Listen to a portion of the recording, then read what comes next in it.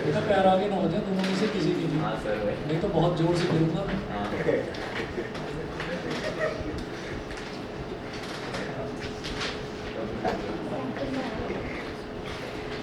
Dispersion of light देखिएगा।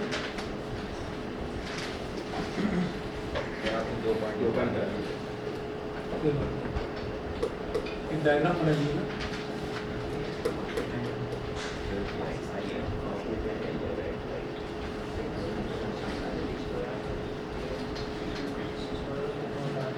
Sir ये वाला हाँ नहीं, दूसरा बच्चों यहाँ पर देखिएगा, beam of white light. Beam का मतलब है एक स्ट्रेट लाइन में मैंने वाइट लाइट इस पर स्ट्राइक करवाई है। बीम ऑफ वाइट लाइट ये हमने यहाँ पर स्ट्राइक कराई है। प्रिज्म की एक खास प्रॉपर्टी होती है कि प्रिज्म में अगर मैं वाइट लाइट पास कराऊंगा तो प्रिज्म जो है, प्रिज्म ही ये चीज़, जैसे हमने ये बोल दिया कि वाइट लाइट जो है वो 7 रंगों से मिलकर बनी हुई है विद ग्योर, ठीक है, ये तो हमने सुना है, ठीक है। लेकिन उस चीज़ को प्रूव करके दिखाने का तरीका क्या है? प्रिज्म है। प्रिज्म पर अगर आप वाइट लाइट स्ट्राइक कराओगे तो प्रिज्म जो है वो उसको 7 अलग अलग बैंड्स में कन्वर्ट कर देगा, ठीक है। अगर उसी प्रिज्म के चार से वो 7 कलर अलग करना है, उसी पे एक और पिक्चर लगा दे फिर वो वाइट लाइट कन्वर्ट कर देना। हाँ बिल्कुल ऐसे ही। तो ये एक लाइट ऐसे हो गई। अब इसमें क्या है ना, यहाँ पर थोड़ा सा डेविएशन होता है। तो अगर मैंने इंसिडेंट लाइट ऐसे करवाई है तो आप ये देखिए कि यहाँ पर मीडियम का चेंज हो रहा है। यहाँ एयर था और एयर से लाइट ग्लास में जा रही है। अगर मान लीजिए ये चेंज ऑफ मीडियम ना होता तो ये जो बीम ऑफ वाइट लाइट है ये ऐसे चली जाती सीधी की सीधी, ये सीधी की सीधी चली जाती। तो इसमें क्या हुआ, हल्का सा डेविएशन हो गया, तो ये यहाँ पर डेविएट हुई। अब यहाँ पर आपको क्या करना है कि आपको 8 लाइनें बनानी है, 7 नहीं 8। Second, third, fourth, fifth, sixth, seven और 8। तो टोटल आपको क्या करना है, टोटल आपको 8 लाइनें यहाँ पर बनानी है। अब क्या होगा, यहाँ पर आपने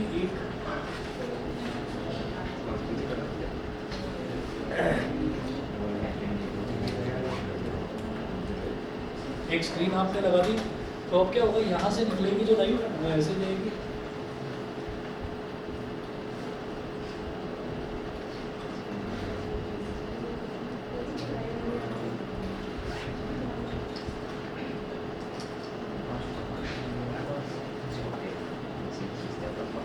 एक्चुअल में क्या है कि हमने जो 8 रेज बनाई है वो 8 रेज इस वजह से बनाई है क्योंकि जो कलर होता है ना वाइट कलर, वो ऐसा नहीं होता कि 7 अलग अलग रेज बन जाती हैं। एक्चुअली 7 अलग अलग बैंड्स बनते हैं। आपने अगर रेनबो भी देखा होगा तो रेनबो में ऐसा नहीं होता कि एक नीली लाइट है, एक नीली लाइट की एक स्ट्रेट लाइन है या कर्व लाइन है, एक लाल की है, एक पीली की है, एक हरी की है, ऐसा नहीं होता। एक्चुअली उनके बैंड्स होते हैं, उनकी पूरे बैंड्स होते हैं। तो इस वजह से जब मैं 8 रेस बनाऊंगा तब मेरे पास 7 बैंड्स बनेंगे। देखिएगा 1 2 3 4 5 6 7, और अगर रेस काउंट करेंगे तो कितनी है, 1 2 3 4 5 6 7 8। तो 8 रेस बनाएंगे तब जाकर हमारे पास 7 बैंड बनेंगे। तो सबसे नीचे वाला जो बैंड है ये कौन सा होता है, वायलेट कलर का। फिर अगला इंडिगो, फिर अगला ब्लू, अगला ग्रीन, येलो, ऑरेंज और रेड, ठीक है। तो एक वाइट लाइट जो है वो 7 अलग अलग कलर्स के बैंड से मिलकर बनी हुई है। इसको प्रूव करने के लिए हम प्रिज्म को यूज़ करते हैं, ठीक है। अच्छा, इसके बाद आप यहाँ पर लिखेंगे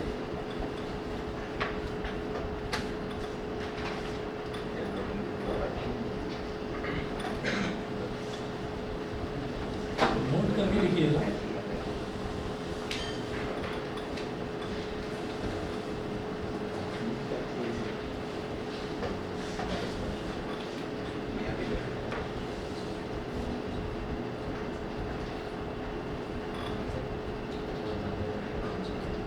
the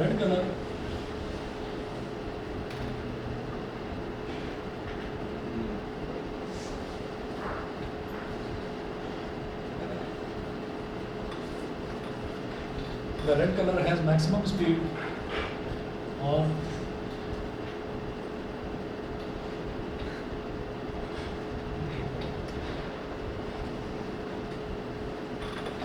the red color has maximum speed or maximum wavelength and hence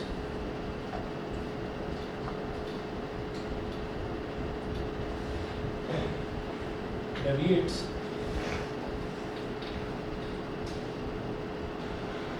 the least. Next point लिखें, while blue color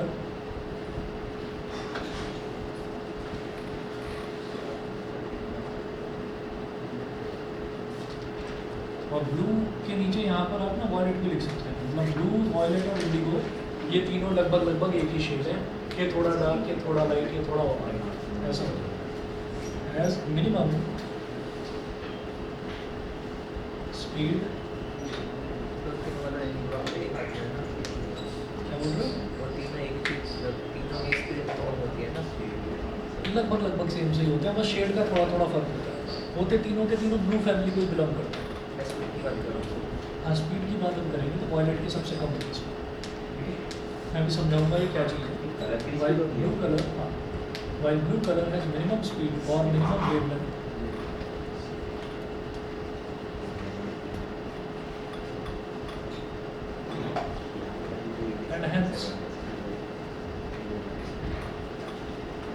and hence deviates the most.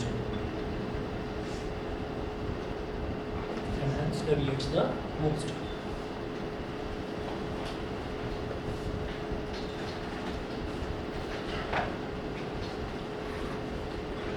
देखिए, डेविएशन का मतलब क्या होता है कि अपने स्ट्रेट लाइन पाथ से डेविएट हो जाना, भटक जाना। तो इसका मतलब क्या है कि आप ये देखिए कि ये एक बायोलॉजिकल फैक्ट है कि जो रेड कलर है, रेड कलर की जो स्पीड है वो सबसे ज़्यादा है, यानी कि उसकी वेवलेंथ भी सबसे ज़्यादा है। वेवलेंथ एक टेक्निकल टर्म है, वेवलेंथ यूज़ करेंगे या स्पीड यूज़ करेंगे, दोनों में से कुछ भी आप यूज़ करेंगे एग्जाम में, मार्क्स आपको बराबर मिलेंगे, कोई प्रॉब्लम नहीं है। ठीक है, अभी मैं समझाऊंगा ये क्या चीज़ है, वेवलेंथ क्या है, स्पीड क्या है, ये भी समझाता हूँ। तो बायोलॉजिकल फैक्ट ये है कि रेड कलर की जो स्पीड है वो सबसे ज़्यादा होती है, उसकी वेवलेंथ भी सबसे ज़्यादा होती है। सारे कलर्स में, दुनिया में जितने भी रंग हैं उसमें सबसे ज़्यादा तेज स्पीड, सबसे ज़्यादा तेज वेवलेंथ वो किसकी होती है, वो रेड कलर की होती है। और सबसे ज़्यादा धीमी स्पीड और सबसे ज़्यादा धीमी वेवलेंथ वो किसकी होती है, ब्लू कलर की होती है या वॉयलेट की होती है। अब सुनिएगा कि जो वेव्स होती हैं, वेव्स क्या हैं, वेव्स तरंगे होती हैं।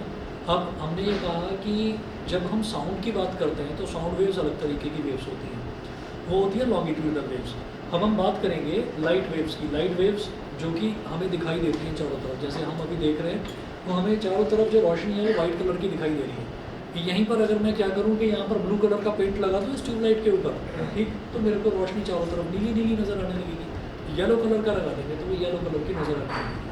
तो अब इसमें ऐसा होता है कि जो लाइट होती है, लाइट है क्या, लाइट जो है ना, लाइट एक्चुअल में पार्टिकल की तरह कभी कभी बिहेव करती है और कभी कभी वेव की तरह बिहेव करती है। तो हमें पार्टिकल नेचर की बात नहीं करनी। लाइट के दो नेचर होते हैं, एक पार्टिकल नेचर ऑफ लाइट और एक वेव नेचर ऑफ लाइट। तो हमको पार्टिकल नेचर की बात नहीं करनी, हमको बात करनी है वेव नेचर की। पार्टिकल नेचर आप 12th क्लास में पढ़ेंगे, 10th में वेव नेचर पढ़ेंगे। वेव का मतलब क्या है, ये जो लाइट रेज है वो छोटी छोटी वेव्स की तरह ट्रैवल करती है। अब वेव्स का सबसे आसान एग्जाम्पल क्या है, दीवार पर एक कील लगाई, उस पर एक धागा बांधा, उसमें एक धागा बांधा, धागे को ऐसे पूरा खींच लिया तो धागा बिल्कुल टाइट है। तो जब धागा बिल्कुल टाइट है, थ्रेड बिल्कुल टाइट है, तो हम उसको बोलेंगे कि वो टेंस्ड है। ठीक है, कभी भी किसी भी थ्रेड को अगर हम देखते हैं कि बिल्कुल टाइट होता है तो हम बोलते हैं उसके अंदर टेंशन है। Tension is also a kind of force. इसको अगली क्लास में करेंगे, 10th में नहीं करना। अब हमने क्या करा कि हमने उसको थोड़ा सा लूज छोड़ दिया। इसका मतलब क्या है कि हमने टेंशन को थोड़ा सा कम कर दिया और हमने उसको थ्रेड को लेकर, तो एक एंड तो उसका फिक्स है और हमने ऐसे ऐसे ऐसे ऐसे उसको ऊपर नीचे हिलाना शुरू करा। तो जब हम उसको इस तरीके से मूव करते हैं तो जैसे यहाँ पर ये इस तरह से फिक्स है, तो कुछ ऐसा आपको दिखाई देता है, आप प्रैक्टिकली इस चीज़ को देख सकते हैं, कुछ इस तरीके से दिखाई देता है। तो ये जो शेप है ये वेव की शेप है। अब हम ये कहते हैं कि जो लाइट है, लाइट रेज जो है वो भी वेव की जैसा ही बिहेव करती है। अब हमने ये कहा कि जब हम कैमरा ऑन करते हैं और कैमरा की फ्लैश लाइट ऑन करते हैं तो हम क्लिक करते हैं पिक्चर को और एक बार एक लाइट जो है वो फ्लैश होती है, यानी कि लाइट की एक वेव आपके ऊपर गिरती है, आपके चेहरे को चमकाती है और फोटो खिंच जाती है आपकी। ऐसा ही होता है। अब वही बात हमने करी ट्यूबलाइट की, तो ट्यूबलाइट क्या करेगी, ट्यूबलाइट लगातार वेव्स डालती जाएगी। ठीक है, एक वेव आई, उसके पीछे दूसरी वेव, उसके पीछे तीसरी वेव, तो एक के पीछे एक वेव्स कंटिन्यूसली ट्रैवल करती रहती है। ठीक है, इसीलिए कंटिन्यूसली हमको अंधेरे में भी अपना चेहरा चमचमाता हुआ दिखाई देता है। क्यों? क्योंकि लाइट जली हुई है। ठीक, लाइट जली हुई का मतलब क्या है कि लगातार वेव्स आ रही है, एक के पीछे एक वेव्स आ रही है। तो इसका मतलब क्या है कि लाइट की वेव्स कुछ ऐसी होती है, लाइट की वेव्स ऐसी होती हैं कि एक के पीछे एक आती रहती है। अब वेव की एक पर्टिकुलर लेंथ होती है, उसको वेवलेंथ बोल देते हैं। नहीं,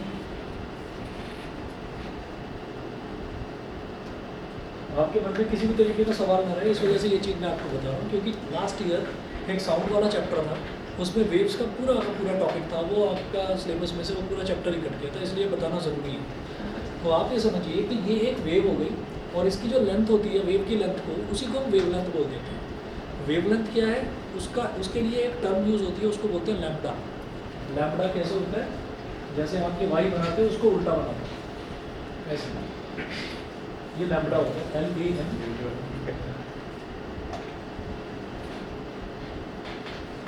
LAMBDA lambda. Lambda is for wavelength. Wavelength का मतलब क्या है कि वेव की लेंथ कितनी है। तो भाई वेव जो है वो एक जगह स्टेशनरी तो है नहीं, ऐसा तो है नहीं कि वेव एक रॉड की तरह है और उस रॉड की लेंथ फिक्स्ड है और वो वहीं के वहीं स्टिक हो गई, फिक्स हो गई। वो वेव कंटिन्यूसली ट्रैवल कर रही है, कंटिन्यूसली ट्रैवल कर रही है। इसका मतलब वेवलेंथ जो है वो ट्रैवल करती है, anything which travels that covers a distance. कोई भी चीज़ जो ट्रैवल करती है वो कुछ ना कुछ डिस्टेंस पर ट्रैवल करती है। ठीक है, तो वेव जो ट्रैवल कर रही है, वेव ने यहाँ से लेकर और यहाँ तक ट्रैवल करा तो एक वेव बन गई। वेव ने इस पॉइंट से स्टार्ट करा और इस पॉइंट तक ट्रैवल करा तो एक वेव बन गई। फिर आगे भी बिल्कुल वैसी ही वेव, फिर उसके आगे भी बिल्कुल वैसी ही वेव। नहीं तो ये लाइट जो है कभी मुझे बड़ी ब्राइट, कभी मुझे कम, कभी बहुत ब्राइट, कभी बिल्कुल डिम ऐसी नज़र आती। तो इसका मतलब यहाँ से जो लाइट रेज आ रही है वो कॉन्टिन्यूसली सेम वेवलेंथ की लाइट रेज आ रही है। समझ रहे हैं मेरी बात की नहीं? ठीक है, अगर वेवलेंथ कम या ज़्यादा होगी तो मुझे लाइट कभी बहुत ज़्यादा ब्राइट और कभी डिम और कभी बिल्कुल अंधेरा, कभी थोड़ी सी डल और कभी फ्लिकर करती हुई नज़र आएगी। ठीक है, लेकिन ऐसा नहीं है। अगर वेवलेंथ कम हुआ तो वो ज़्यादा दूर तक नहीं जाएगी। अगर वेवलेंथ कम हुआ तो उससे कोई मतलब नहीं है कि वो ज़्यादा दूर तक जाएगी या कम दूर तक जाएगी। उसका मतलब सीधा सीधा उसकी स्पीड से है, तो उसकी स्पीड कितनी है। तो हम ये बोल रहे हैं कि अगर वेवलेंथ क्या है कि वेव जो डिस्टेंस ट्रैवल करती है दैट इज कॉल्ड वेवलेंथ। तो वेवलेंथ को मिलाकर क्या हो गया, एक तरह से आप समझ लीजिए कि वेव का डिस्टेंस हो गया। वेव ने जो डिस्टेंस ट्रैवल करा दैट इज कॉल्ड वेवलेंथ। ठीक है, अच्छा अब स्पीड क्या होता है?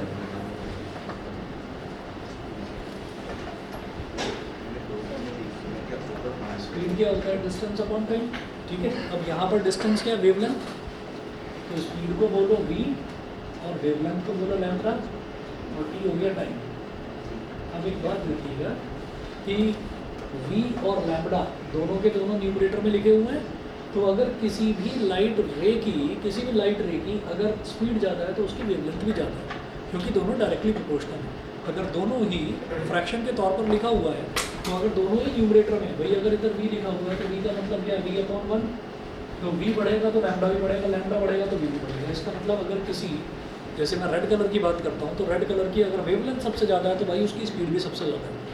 अगर वॉयलेट कलर की वेवलेंथ सबसे कम है तो उसका मतलब उसकी स्पीड भी सबसे कम है। ठीक, अब ये जो हमने बताया कि उसकी स्पीड सबसे ज़्यादा है और वॉयलेट की स्पीड सबसे कम है, इसका एक और प्रैक्टिकल एग्जांपल, एक बहुत बड़ा मैदान है, उस बहुत बड़े मैदान में 100, 200, 300, 400, 500 गाड़ियाँ खड़ी हुई हैं, थोड़े डिस्टेंस पर खड़ी हुई हैं गाड़ियाँ। ठीक है, और हम वहाँ पर खड़े हो जाते हैं जाकर और वहाँ हर रंग की, दुनिया के हर शेड की गाड़ी खड़ी हुई है। हमारी नज़र या हर इंसान की नज़र सबसे पहले रेड गाड़ी पर रुकेगी, ठीक है? सबसे पहले रेड गाड़ी पर रुकेगी। उसका रीज़न क्या है? रेड जो कलर है ना, रेड जो कलर है, ये एक नेचुरल यूनिवर्सल ट्रूथ है कि रेड कलर की वेवलेंथ सबसे ज़्यादा है, यानी कि उसकी स्पीड सबसे ज़्यादा है। तो मैं अपनी आंखों पर पट्टियाँ बांधकर पहुँच गया एक ग्राउंड में, अब एकदम से पट्टी खोल दी जाती है और सामने 100-200 गाड़ियाँ खड़ी हुई हैं। रेड कलर की गाड़ी पर सबसे पहले नज़र क्यों रुकेगी? क्योंकि रेड कलर की जो वेवलेंथ है वो सबसे तेज़ है, यानी कि उसकी स्पीड सबसे तेज़ है। तो रेड कलर जो है वो फटाफट ट्रैवल करते हुए, सबसे पहले ट्रैवल करते हुए हमारी आंखों में पहुंचेगा। तो ऐसे ऐसे देखेंगे तब भी हमारी रेड कलर पर सबसे पहले आंखें रुकेगी। सर इसलिए रेड कलर सबसे अट्रैक्टिव कलर है। इसीलिए सबसे अट्रैक्टिव का मतलब ये है कि भाई आपने उसको देखा तो देखते ही आपको समझ में आ गया कि भाई ये जो है हमको सबसे पहले ये चीज़ दिखाई दी। हंस लो ढंग से, मतलब में जाके हंस लो। अरे सर उसने कहा तुमसे कि हंसना है, बताओ, उसने फैक्ट्री तो बोला, तुम्हें सबसे पहले हंसी आती है, तुम हंसोगे, फिर ये भी हंसेगा, फिर वो भी हंसेगा, पता नहीं अलग ही चल रहा है। तो हम ये कह रहे हैं कि रेड कलर जो है, रेड कलर की वेवलेंथ सबसे ज़्यादा, वेवलेंथ का मतलब उसकी स्पीड सबसे ज़्यादा, और जस्ट उसका उल्टा होता है वॉयलेट के केस में कि वॉयलेट की वेवलेंथ सबसे कम और वेवलेंथ सबसे कम, तो इसका मतलब उसकी स्पीड सबसे कम। और जब स्पीड सबसे कम है तो वॉयलेट कलर की गाड़ियाँ खड़ी होंगी ना, तो उस पर नज़र सबसे लास्ट में टिकेगी जाकर। क्यों? क्योंकि सबसे लास्ट में उसकी जो लाइट रहे वो धीरे धीरे, अच्छा भाई वॉयलेट भी है यहाँ पर, ठीक है, तो वॉयलेट पर नज़र जाएगी। क्यों? क्योंकि सारी लाइट रेज आपकी आंखों में एंटर कर जाएंगी, तब लास्ट में जाकर वॉयलेट की लाइट रेज आंखों में आएगी। समझ गए? ठीक। अच्छा, अब इसी पर बेस्ड आगे भी मुझे टॉपिक करना है। पहले आप नोट करें रिकॉम्बिनेशन। रेड सबसे अट्रैक्टिव है इसलिए बैल पीछे बढ़ता है। इसलिए रेड सबसे अट्रैक्टिव है इसलिए बैल पीछे बढ़ता है। पैर पीछे पड़ बैल सर। अच्छा, इसका भी कुछ होना चाहिए ना इकोनॉमिक। ये नहीं पता। सर वो कलर ब्लाइंडनेस, जब हम बात करते हैं, सबसे पहले जब हम बात करते हैं कलर ब्लाइंडनेस पर आओ। जब हम बात कर, बैल का रेड कलर कुछ अजीब सा दिखता है। अभी कई चीज़ें तो ऐसी हैं, कई चीज़ें तो ऐसी हैं कि भाई बता दी जाती हैं। अब ये तो खैर ये तो फैक्ट है, ये तो फैक्ट है। जब बुल फाइट होती है तो उनको सबसे पहले लाल रंग ही दिखाया जाता है। हम वो लाल के पीछे क्यों भागते हैं पता नहीं, सर मैंने भी सुना था कलर ब्लाइंडनेस का होता है कुछ। मालूम नहीं, होता होगा कुछ। सर उनको हम तो ये कहते हैं कि जब भी कभी कोई ऐसी चीज़ होती है जहाँ पर एकदम से, क्योंकि जान से ज़्यादा इम्पोर्टेंट कुछ नहीं है, तो रास्ते में भी अगर कहीं पर कोई खतरे वाला निशान लगा रहता है तो वहाँ पर लाल रंग से उसको दिखाया जाता है कि डेंजर जोन है या कुछ भी डेंजर है, तो उसको लाल रंग से दिखाया जाता है। क्योंकि लाल पर फटाफट आपका टाइम वेस्ट नहीं होगा, सबसे पहले वो लाइट रेज जो है, रेड कलर की जो रेज है वो एकदम आंखों में आ जाएगी। तो अब जरा देखिएगा, अगला टॉपिक आप नोट करें, recombination of spectrum colours.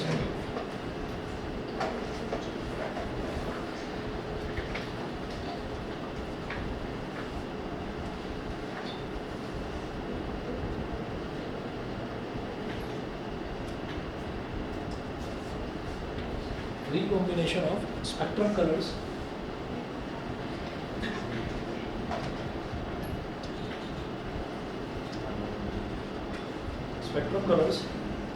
to give white light.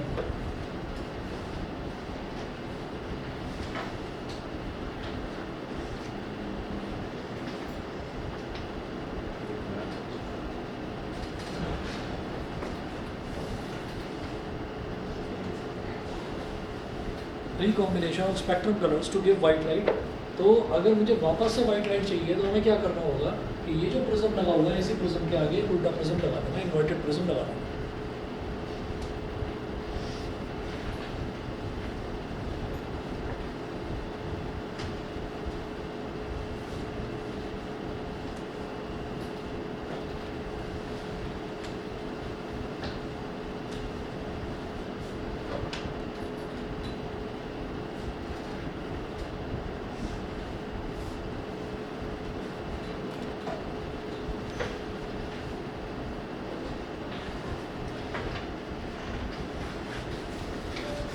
एक प्रिज्म ऐसे लगा दिया,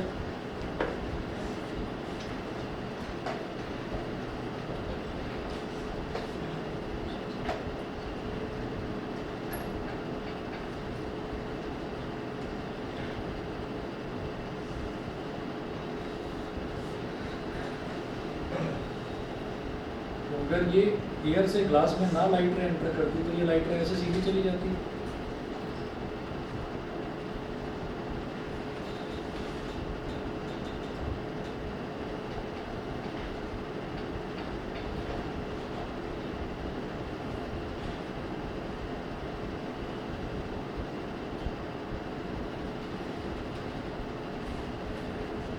यहाँ से तो ये 7 अलग अलग बैंड्स में डिवाइड हो गई। उसके बाद आपने क्या करा है कि एक प्रिज्म इन्वर्टेड पोजीशन में लगा दिया। यहाँ सीधा प्रिज्म ये होता है, इसलिए ये यहाँ पर ऐसे रखिए तो क्या होगा, ये पूरे के पूरे बैंड्स जो हैं ये इस प्रिज्म पर स्ट्राइक करेंगे।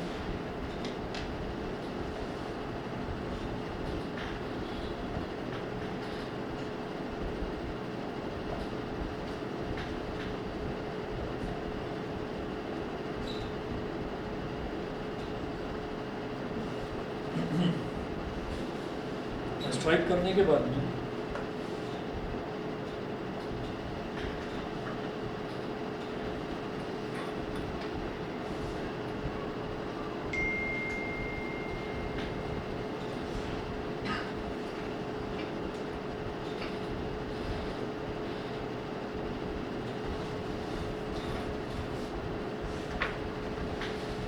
और यहाँ पर आप एक स्क्रीन लगा दें।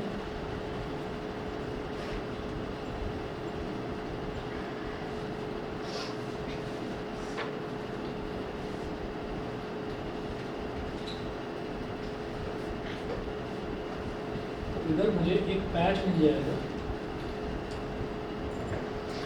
Patch of white light.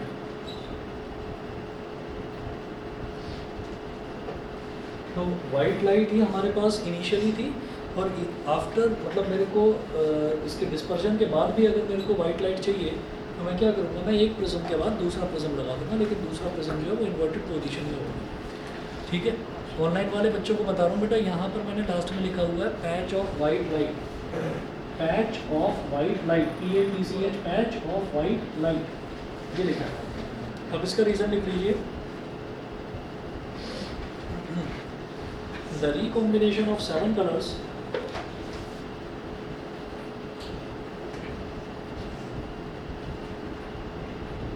ये वाइट 7 में कलर कन्वर्ट हो गए और 7 फिर से वाइट में कन्वर्ट हो गए। इसका रीज़न लिख लीजिए, छोटा सा reason, the recombination of 7 colors produced by first prism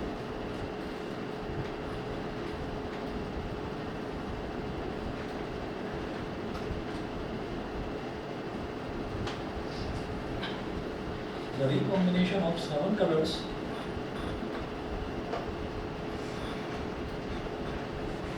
produced by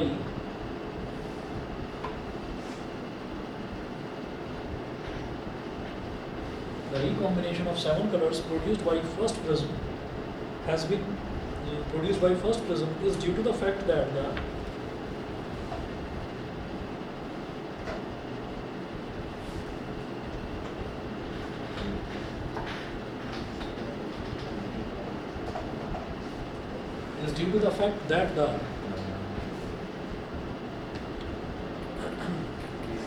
second prism has been placed in reversed position, fact that the second prism has been placed in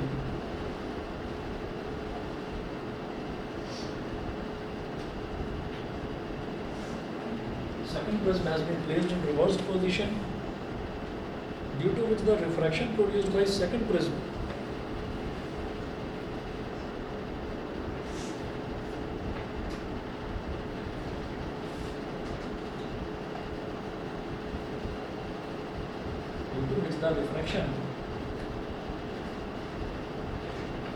produced by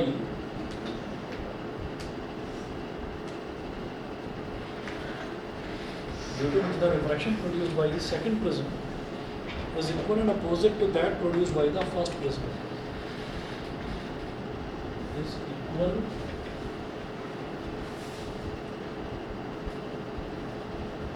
and opposite that produced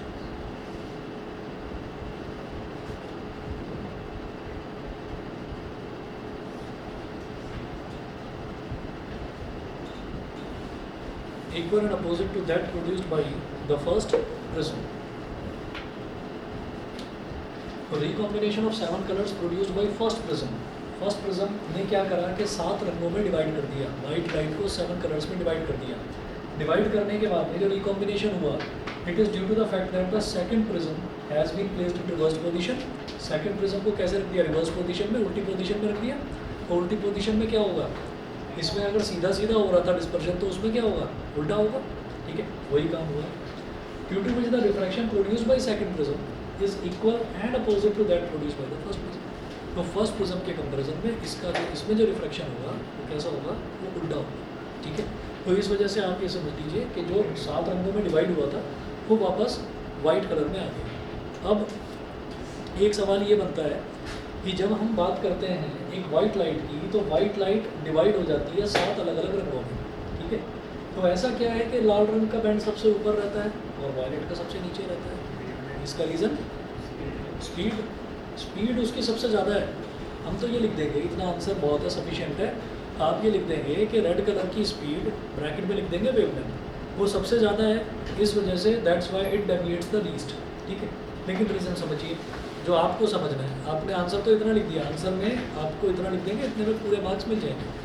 लेकिन उसका reason क्या है कि जब उसकी speed बहुत ज़्यादा है, तो उसकी स्पीड बहुत ज़्यादा है, तो जो ग्लास के पार्टिकल्स हैं, ये पूरा का पूरा प्रिज्म किससे मिलकर बना है? ग्लास के पार्टिकल्स से।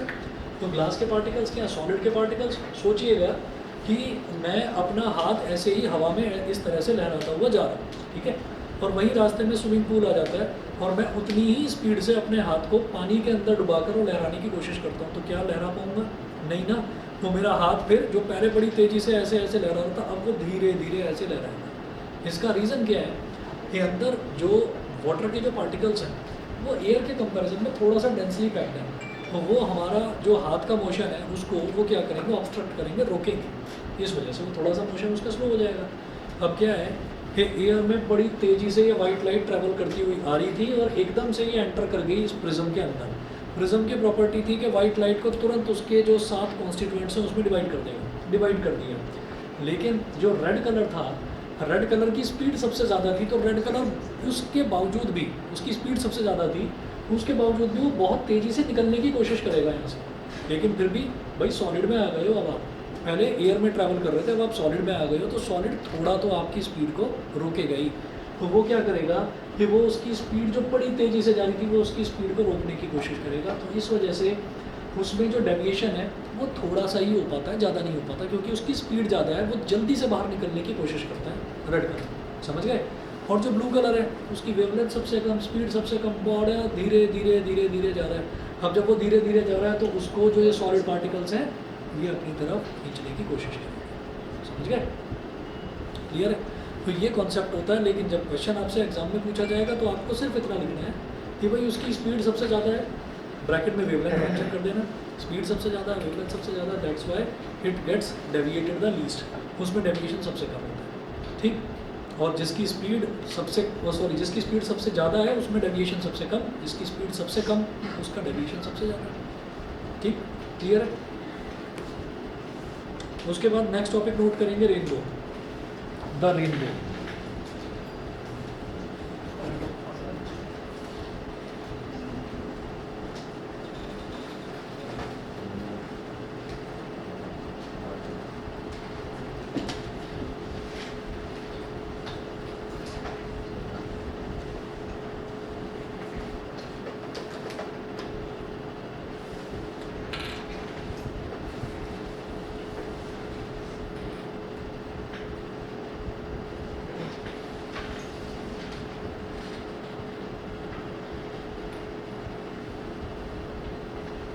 द रेनबो, इसमें लिखिएगा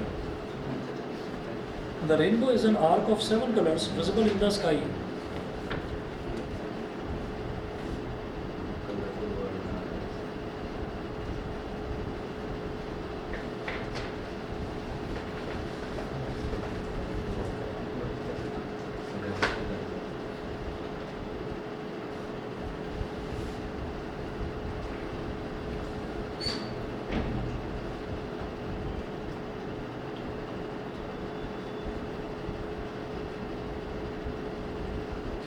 the rainbow is an arc, arc मतलब स्ट्रेट लाइन नहीं होती, ऐसे एक आर्क होती है।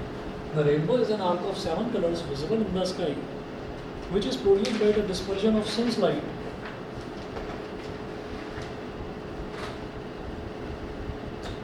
which is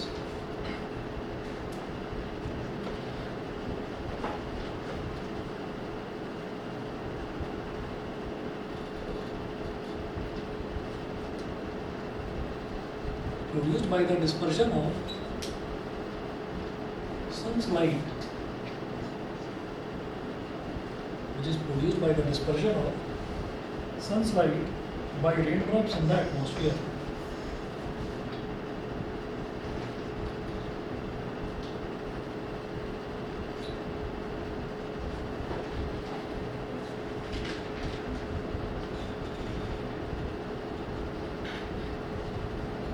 By raindrops in the atmosphere.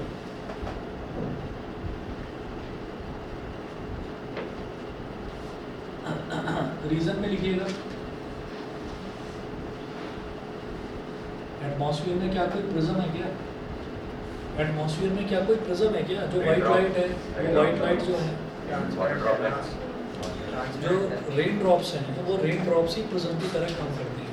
अब रेन ड्रॉप्स होती है स्फेरिकल, तो वो प्रिज्म की तरह कैसे काम करती है, ये समझने वाली चीज़ है।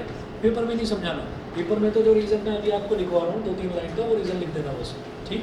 आपको समझना है। अब ये कहेंगे कि ये एक कर्व है, ये एक स्ट्रेट लाइन है, दोनों में अंतर है, दोनों में अंतर है, साफ दिखाई दे रहा है भाई, वो कर्व लेंथ है और ये स्ट्रेट लाइन है, तो दोनों में अंतर है। अच्छा, अब अगर इसकी लेंथ को छोटा कर दिया जाए, छोटा छोटा छोटा बहुत छोटा कर दिया जाए, इतना सा छोटा कर दिया और ये कर दिया, इसमें मैं ये कहूँगा इसमें कोई खास अंतर नज़र नहीं आता, ठीक है। और छोटा कर दो, और छोटा मतलब इतना सा, और ये, तो हम ये कहेंगे कि यार ये तो मुझे समझ में नहीं आ रहा, ये कर्व है तो इक्वालिटी का साइन लग रहा है। और इक्वालिटी क्या होती है? Parallel lines, horizontal parallel lines ही तो होती है इक्वालिटी साइन, तो वही चीज़ है। तो हम ये कहेंगे कि अगर आप किसी भी फिगर को छोटा छोटा छोटा छोटा बहुत छोटा करते चले जाएंगे, तो हम ये कहेंगे कि भाई फिर तो किसी भी फिगर को किसी भी फिगर से रिप्लेस करा जा सकता है। तो जो स्मॉल स्मॉल रेन ड्रॉप्स हैं, वो होती क्या है? होती तो स्फेरिकल रेन ड्रॉप है, लेकिन इतनी छोटी होती है, इतनी छोटी होती है कि हम ये कहेंगे कि भाई इसको एक प्रिज्म की तरह माना जा सकता है, ठीक है। और ऐसे कितने प्रिज्म होते हैं एटमॉस्फेयर में? इनफाइनाइट नंबर ऑफ प्रिज्म, इसीलिए बहुत बड़ा सा रेनबो एक बनकर दिखाई दे जाता है, ठीक है। आप रीज़न लिखिएगा, रीज़न में लिखें, each raindrop acts as अ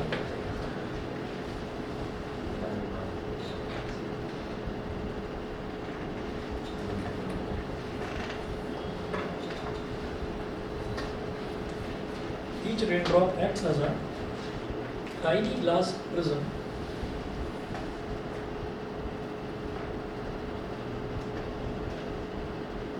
tiny का मतलब होता है बहुत छोटा, tiny glass prism splitting the sunlight into a spectrum.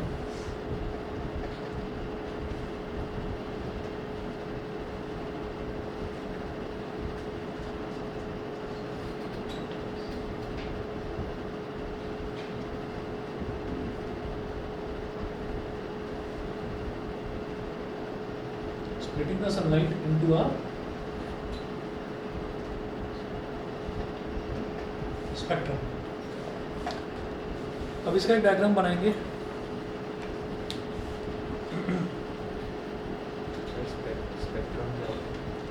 वही जो 7 रंगों का जो बैंड होता है, उसी को पूरे बैंड को स्पेक्ट्रम बोलते हैं। सर परसों टेस्ट है वो या एक मिनट, परसों एपी का टेस्ट, सैटरडे ही तो बोला था मैंने, मंडे, मंडे, चलिए मंडे को एपी का टेस्ट नहीं आ पाओगे? सर एपी तो आ भी नहीं रहा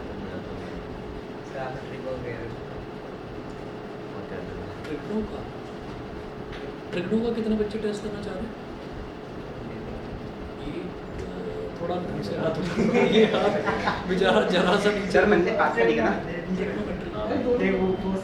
ट्रिग्नोमेट्री। तो कितने बच्चे में जरा ढंग से हाथ बोला? 6 तारीख को प्रैक्टिकल है, 9 तारीख को सोच रहे हो कि रिटर्न है, 7 और एपी वाले कुछ ज़्यादा हैं और ज़्यादा जोश से हाथ उठा रहे हैं। चलिए सुनिएगा, एक काम करते हैं, हम ना AP और ट्रिग्नोमेट्री के दोनों का टेस्ट बना लो, ठीक है, दोनों का टेस्ट बना जिसको लेते दो देना है वो हैं। और हाँ, और मैं आपको ये बताता हूँ कि हम टोटल टेस्ट जो है वो 40 नंबर का रख लेंगे, ठीक। अब उसमें क्या है कि अगर किसी को सिर्फ AP का देना है तो वो 20 नंबर का वो अटेम्प्ट कर दे, ठीक है, और किसी को अगर AP सिर्फ ट्रिग्नो का देना है तो 20 नंबर का वो अटेम्प्ट, जिसको दोनों देना है दोनों दे लो।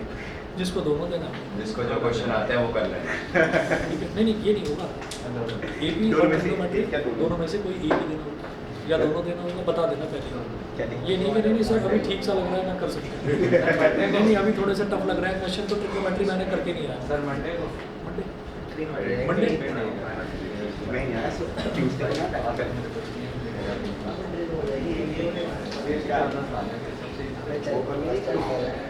नौ तारीख को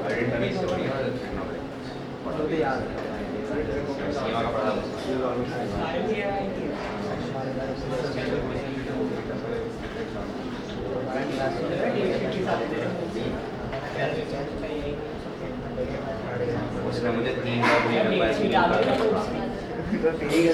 बजे 8 बजे ये अभी नहीं है, डेट आई है 15 फरवरी, 15 फरवरी से स्टार्ट है। एक हफ्ते का नहीं, 3-4 दिन इतना मिल जाएगा।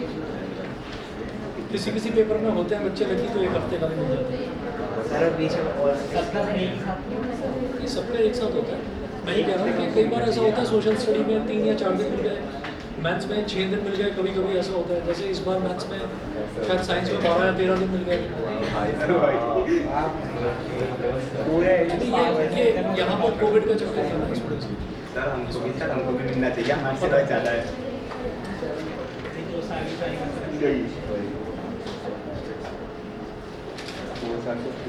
हमारी हरकतें यही रही ना, ये बाल सेट करना है ना, तो चिमटी उमटी लगा लिया।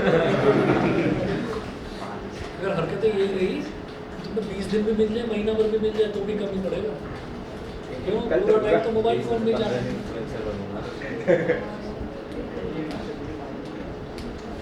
यहाँ पर सन बनाइए, करेंगे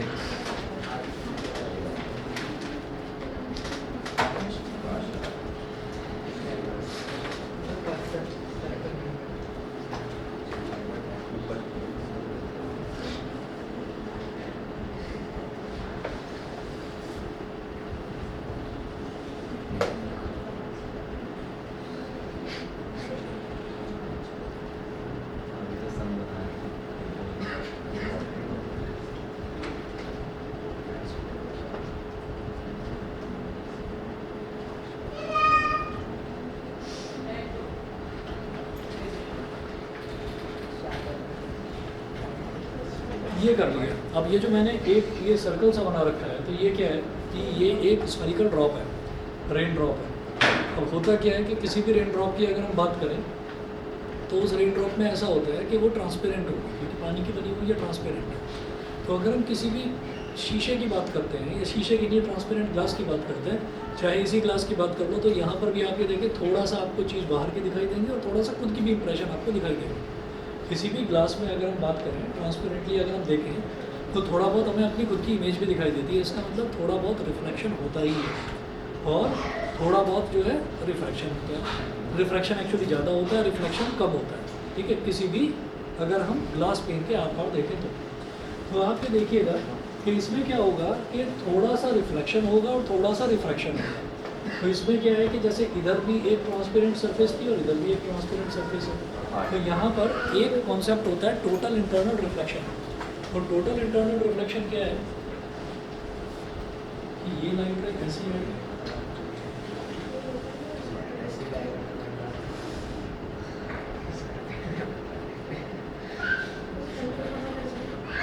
ये ऐसे आगे लाइट है, इसको आप लिखेंगे वाइट लाइट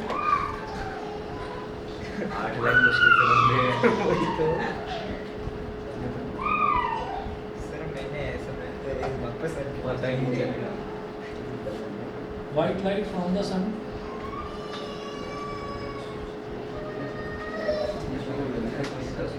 बना देना, थोड़ा नज़दीक बना देना, टीचर को बैठ के तो काउंट करेगा नहीं उसको, ठीक है ना, बना देना। सर लग रहा है ना बना दिया देगा स्ट्रेस वापस डाल ही सकते हैं। इस पॉइंट पर क्या हो रहा है, रिफ्रैक्शन। यहाँ पर हो रहा है डिस्पर्जन। डिस्पर्जन मतलब लाइट का 7 अलग अलग बैंड्स में, अलग अलग कलर के बैंड्स में फैल जाना, ठीक है। और यहाँ से जो ये मुड़ रही है ना लाइट रेज, इसको हम बोलते हैं TIR, टोटल इंटरनल रिफ्लेक्शन। तो रेनबो में कुछ भी लिखना भूल जाओ, ये शब्द लिखना मत भूलना, टोटल इंटरनल रिफ्लेक्शन। ये रेनबो में टोटल इंटरनल रिफ्लेक्शन होता है।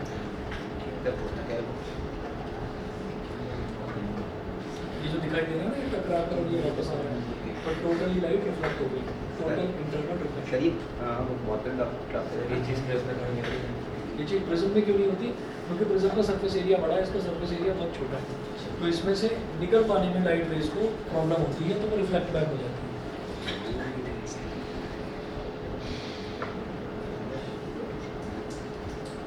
टोटल इंटरनल रिफ्लेक्शन ये होता है। अब यहाँ से ये लाइट रे ऐसे निकल कर आ जाती है बाहर।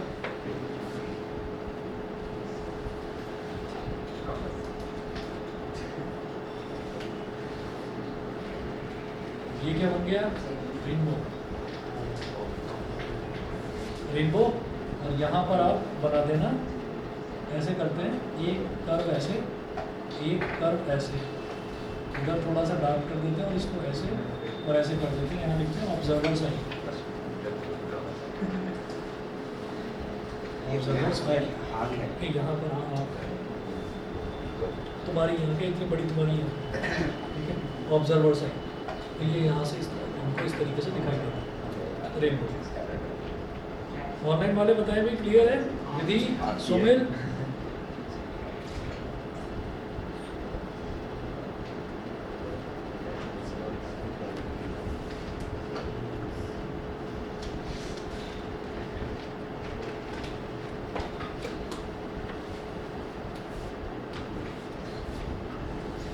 एक लाइन में लिखवा रहा हूँ, यहाँ पर जरूर लिखिएगा, the rainbow forms due to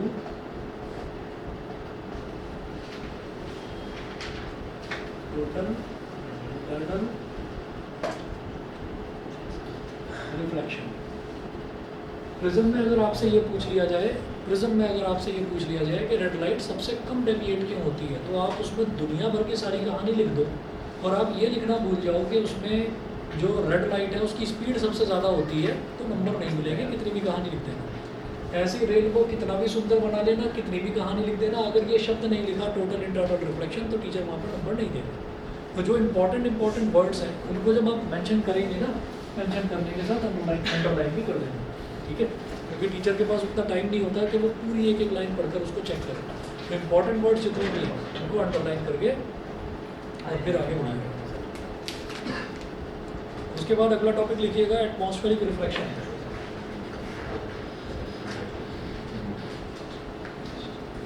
ठीक, एक लाइन ये लिखनी है आपको रीजन में, रेनबो कैसे बनता है, एक ये डायग्राम और एक लाइन ये टोटल इंटरनल रिफ्लेक्शन। भाई इसको भूल मत जाना, बहुत छोटा सा ही रीजन है, लेकिन ये आपने लिख दिया तो सब कुछ कवर हो जाएगा इसमें। लिखिएगा atmospheric reflection.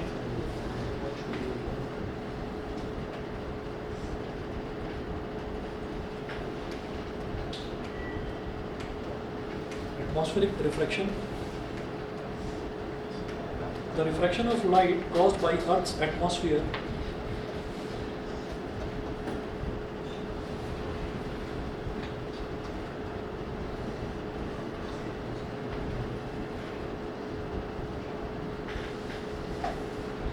the refraction of light caused by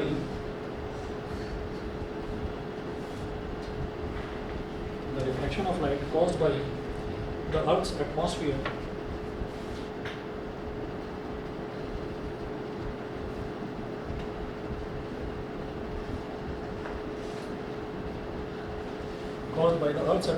bracket में लिखिए having air layers of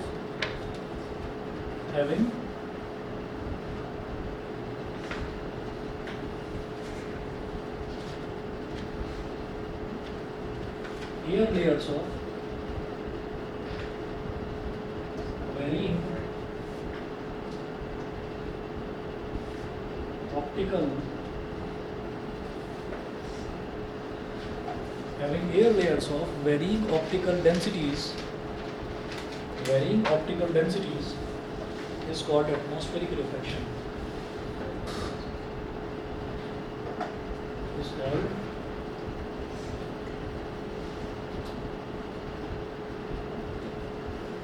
atmospheric refraction. Refraction of light caused by the earth's atmosphere. तो कई बार क्या होता है कि जो अर्थ का एटमॉस्फेयर है, अर्थ के एटमॉस्फेयर की वजह से भी रिफ्रैक्शन होता है। क्यों? क्योंकि अर्थ का जो एटमॉस्फेयर है उसमें बहुत अलग अलग तरीके की ऑप्टिकल डेंसिटीज़ हैं। ऑप्टिकल डेंसिटीज़ का मतलब कहीं पर डस्ट पार्टिकल्स ज़्यादा हैं, कहीं पर एयर मॉलिक्यूल्स ज़्यादा हैं, कहीं पर कुछ भी नहीं है, बिल्कुल वैक्यूम ही है, बिल्कुल अगर हम टॉप स्पेस की बात करें, ठीक है। तो धीरे धीरे ऑप्टिकल डेंसिटीज़ जो एटमॉस्फेयर की है वो चेंज होती रहती है। तो इसको डिटेल में करेंगे, इसके कुछ क्वेश्चंस भी आते हैं, अगली क्लास में करते हैं। आज इतना ही करेंगे।